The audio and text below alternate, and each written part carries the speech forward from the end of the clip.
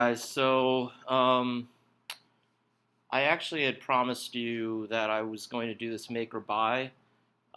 This is the one piece of the chapter, I think it was chapter 15, that we never got to. So, wanted to spend a little time going over this. According to the book, so let me just first say make or buy. This is actually one of those rare times where academia uses a nice simple term that makes sense in the real world as well. So make or buy, in other words, generally speaking, this relates to manufacturing. Do you manufacture something, which is of course the make, or do you buy something, which would essentially mean do you source it? So that's the whole make or buy piece to things. So factors in the decision: product success, specialized knowledge, strategic fit, cost and production capacity, supplier competencies, and inventory planning. I think, to be honest with you, half of these I think are fine and more strategic. And I'm always going to first start off with the strategic. And some of these I would say is probably not a primary reason why, or excuse me, not a primary reason as to how you would sort of look at a make or a buy decision. So let's kind of just go through some of this a little bit. I added this slide. By the way, this is the one chapter that I still never posted on Blackboard because I never had finished doing this piece.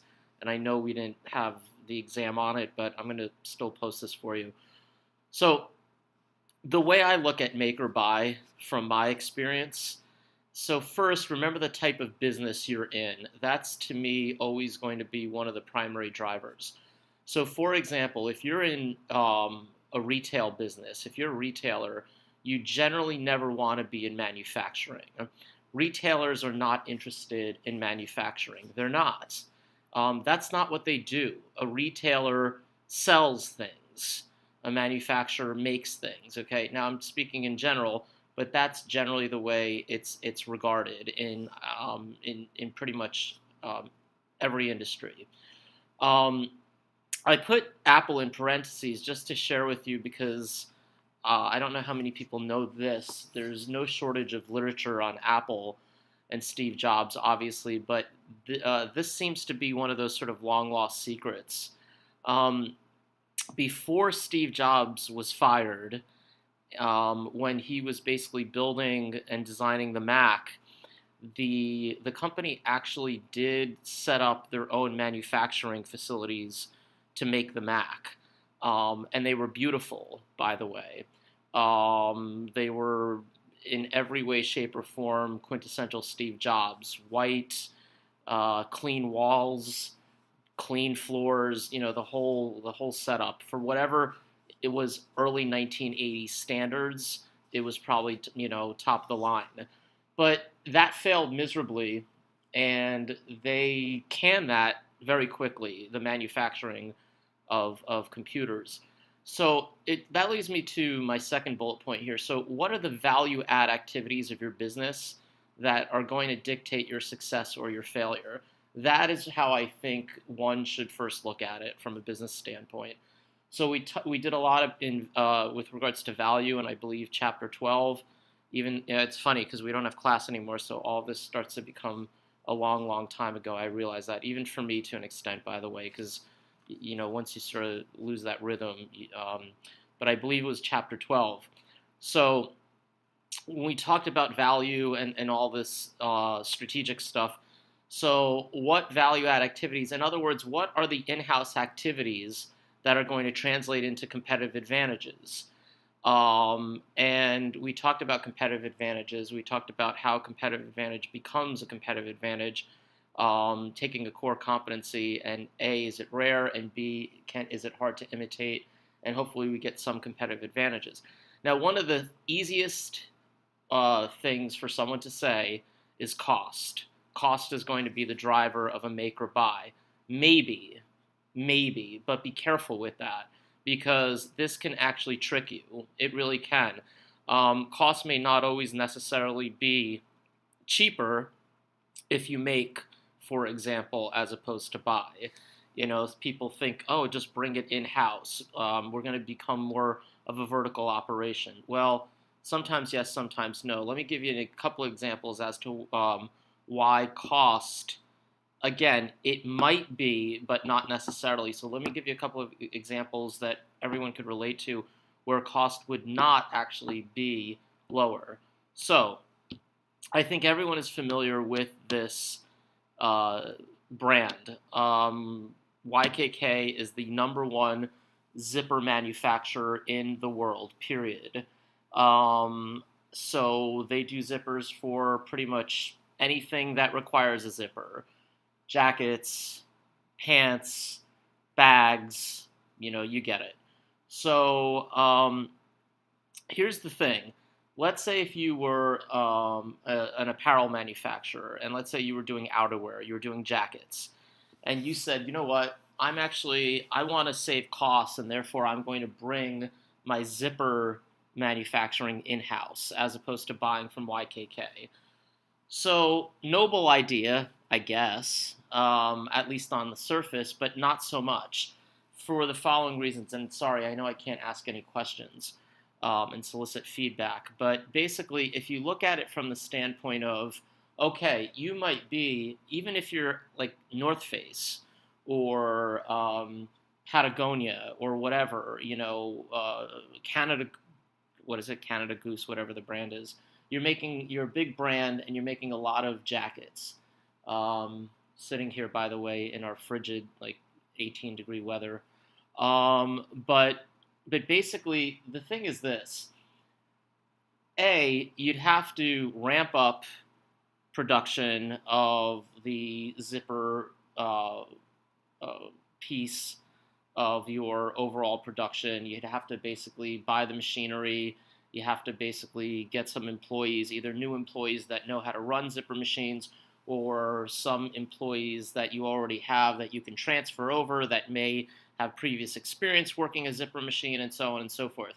But it's not just about, okay, well, once I amortize the cost of the machinery, and once I basically have the learning curve from my employees stable, so you know what, Al, actually I will gain a better cost advantage. No, you actually won't. You're in the business of making outerwear. So first of all, what business are you in, and what is the value add activities that you bring to the table? You make wonderful jackets as a company that's good at not only the marketing brand piece of it, but you're also, you have a lot of R&D and technology within your jackets. You know how to do great. I mean, I'm kind of making this stuff up. I'm not a jacket expert, but you know how to make great synthetic down or natural feather down jackets, and so on and so forth. And they've got all types of heat capturing abilities, and so on and so forth. So that's what you get paid against. That's what people pay you for, what customers pay you for. They don't pay you for zippers. You need a zipper because you need a zipper, okay? So that's one thing I'd say. Second thing I'd say in relation to the cost. Remember, YKK is the largest zipper manufacturer in the world. No matter whether you bring, it doesn't matter if you bring your zipper manufacturing in-house. You're never going to do the amount of yardage that YKK does globally, because YKK is supplying everybody and a whole range of things. Again, jackets, bags, pants, jeans, whatever. So not only not now, but not in 100 years, not in 500 years, not in 1,000 years from now, you as an outerwear company, you are never going to achieve a better economy of scale in terms of the volume piece of things than a YKK. And believe me when I tell you, YKK has been around for a long time, and they're competitive. If you're saying, well, is that really, really true? YKK, don't they have an insane margin? Trust me, even when you put the margin into account, in addition to the other reasons why it doesn't really make sense to bring zipper manufacturing in-house, you're never going to achieve the cost savings. You never will. In general, and as it relates to this example. So here's another example really quick. I think you kind of get the point. I don't want to beat a dead horse.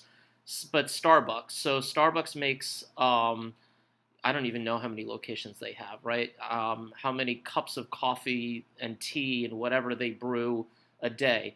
So Starbucks has a tremendous need for cups. But again, if you're working in a procurement division of Starbucks and you say, hey, you know what? We should basically start getting into the manufacturing of cups and we'll achieve cost savings. No, again, no.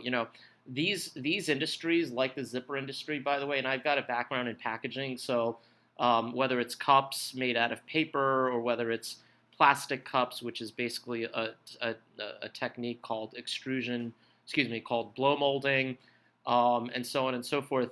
These are somewhat consolidated industries. They're not necessarily fragmented, so there's several big players. There are a couple medium-sized players, but a couple of big players, and they essentially drive this entire market. Same thing, same concept. Even though you might be, your Starbucks, and you might be using X amount of cups per year, remember, you're a cup manufacturer, whether it's a paper cup, a plastic cup, the lids you get, and so on and so forth, they're making for everybody. And they're probably making cups not only on a commercial level for all other types of companies like McDonald's, like Burger King, like whomever, but they probably also have a consumer division as well. Um, for example, one of the big cup companies and paper manufacturing companies is Solo, as many of you know. Solo does. Uh, Solo has a lot of commercial accounts, and they also do consumer. You can buy Solo cups and plates and all that at your local supermarket. So now, if you're basically a procurement manager in mid-career and you went to your boss and you said, hey, you know what, we've got a quality defect and therefore we should bring our cups in-house, again, my response to that would be, well, if we've got a quality defect or if we've got an issue with our supplier not shipping on time and so on and so forth, then we need to get a new supplier. So that would be really my response to something like that. So again, it kind of goes back to this slide here. What are your value add activities that you get paid for? So the outerwear company or Levi's jeans or whatever, you are getting credit in the market based on the jackets you make, right? And all the good stuff that goes with that. Starbucks is not in the cup business. Starbucks is in the coffee business primarily, right? So Starbucks doesn't sell you cups. They sell you coffee, and it has to be in a cup. It's getting into the cup business for Starbucks is not necessarily a value add activity, in my opinion. So these are two examples where you actually would not do that.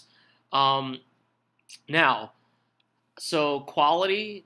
So what are some issues where it might be advisable? Quality, maybe, but also be careful. I don't want to beat a dead horse.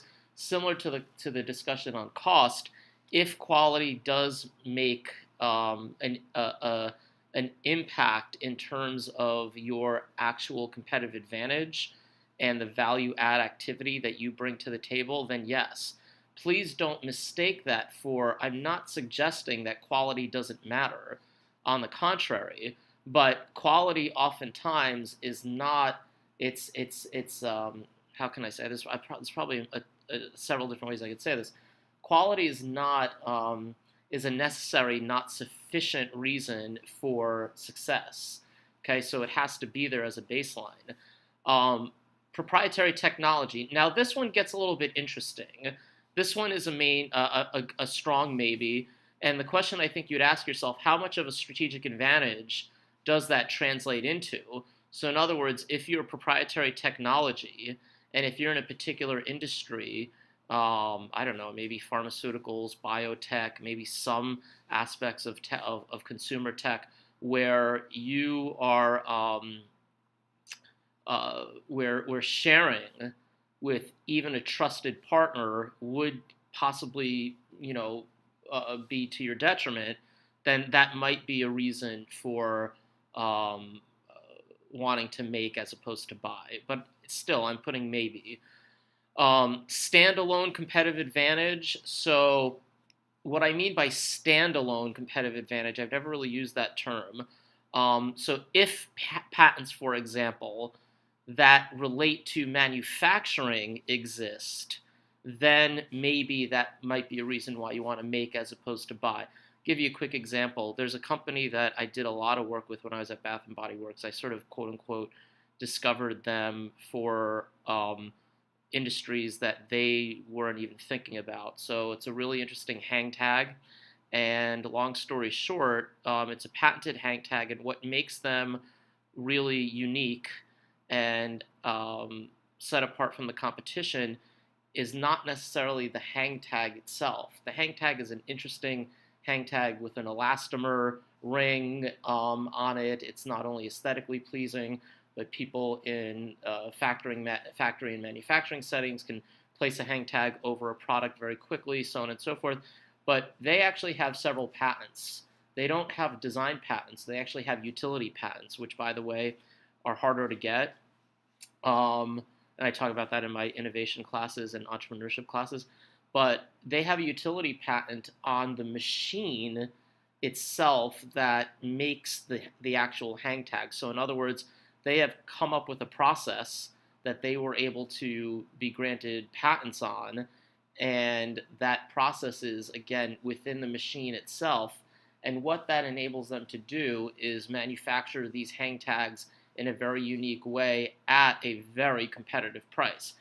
I had lots of other packaging suppliers literally make mock-ups of the famous and original Elastigag that I was using, that I discovered from this company, and they some of them looked kind of lame, to be honest. Some of them looked kind of decent, but even the ones that looked kind of decent, when I asked them how much, okay, so how much is this going to cost me per hang tag for X amount of units, quote me this in 50,000, 100,000, 200,000, and their quotes were literally triple what I was getting from Elastigag. So, for example, if it was 3 cents from Elastigag, it was 9 cents from them, and there was absolutely no need for me to buy from them anyway. But I still entertained it.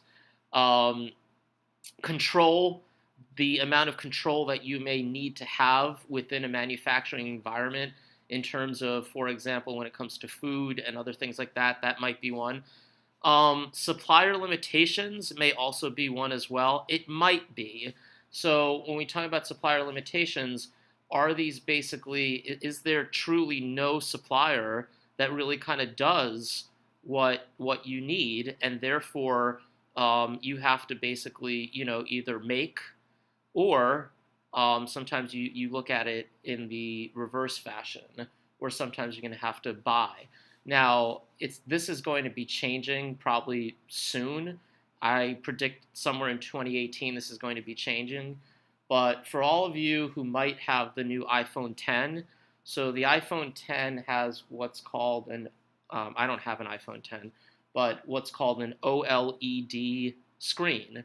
So it's supposed to be a really fantastic screen and all that good stuff. So one thing that not many people know is there is only currently one supplier in the world that does OLED as of right now, December 29th, 2017. And that's Samsung. So Samsung puts OLED in their own phones, and Samsung also, of course, since the iPhone 10 has OLED, so right now Apple has no choice. If they want OLED, they basically have to purchase it from Samsung. Now, if Apple wants to do something unique and there isn't a supplier, quite frankly, that can do it, then they might want to take that on themselves. And that, in that case, that wouldn't be a buy decision. That would be a make decision. So when they started doing the, which, by the way, I think this is a little bit over the top, even me being a big Apple person. This is, I don't know, a couple of years ago now. I think it started with iPhone 6 maybe, with the sapphire crystal lens for the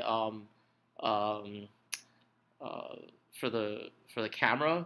So for the back camera. So basically, since there wasn't my understanding, this is a couple of years ago now, there wasn't enough sapphire crystals that met Apple's demanding standards, and they didn't like how they were being made. So there was a lot of discussion in, let's basically, build literally, while they're not building their own finished good, the iPhone, let's basically build a sapphire crystal factory where we're just going to do that ourselves, and then basically we'll take that and supply that back to Foxconn. And it's interesting, by the way, on a separate note, as Foxconn, because we did talk about this throughout the class, Foxconn is basically coming to Wisconsin. I think they're breaking ground some point in 2018. That'll be an interesting one, guys. That's not my discussion right here. I want to talk about make or buy, but we did talk about that at some point earlier in the semester. So if you're interested in stuff like that, that'll be an interesting discussion for you at some point, because things are not all that, things are not as they seem, I guess I should say. Okay, so the book actually shows this. This I guess is fine to an extent, but my only issue with this, so operationally favoring a make decision. So this is operational, and operationally favoring a buy decision. I'm not going to read you these two slides. You can read these on your own. But to a large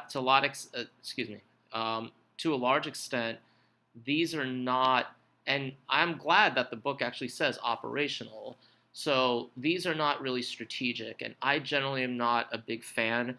I use this term now and again. I don't know if I ever use this term in our class, but I'm generally not a fan of the tail wagging the dog. I always want the dog to wag the tail. So I'm generally not a big fan of having operational decisions try and dictate strategic ones. It really should be the other way around, in my opinion. This stuff is kind of fine. This stuff is kind of fine. Packaging, I just added some stuff here. Primary packaging, such as tubes and bottles. Secondary packaging, what we call sometimes store packaging, or the marketing packaging, point of purchase. And then transit packaging, which is called corrugate, brown corrugate. So I just added those terms in there for you to hopefully help. This, I think we're familiar with. Transportation, of course, the logistics piece, and then reverse logistics. Okay, so that's fine. And then one last comment I'll make in terms of global purchasing. I don't really have an issue with how the book lays this out.